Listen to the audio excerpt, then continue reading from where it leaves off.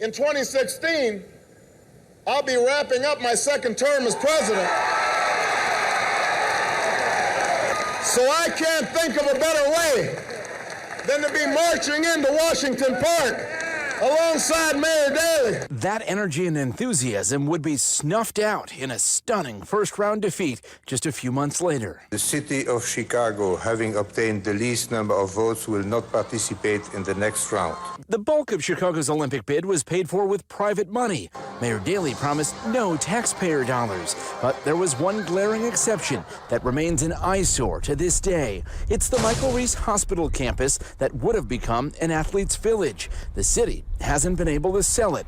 Mayor Daley put taxpayers on the hook for $91 million, and it won't be paid off in full until 2024. I hope that we can learn from these mega projects, and that regardless of what happens to the future of the Olympic movement, it's like, stop throwing all your money into these crazy concrete-driven mega projects that rob the poor and give money to the rich. All of that cost is greatly outweighed by the impact, positive impact that we've had. John Murray helped run the city's Olympic bid, which he says has a legacy still benefiting Chicago. From that, we got the NFL draft, America's Cup race this summer, the international rugby matches, the international triathlon, all those events that came to the city that we never would have seen.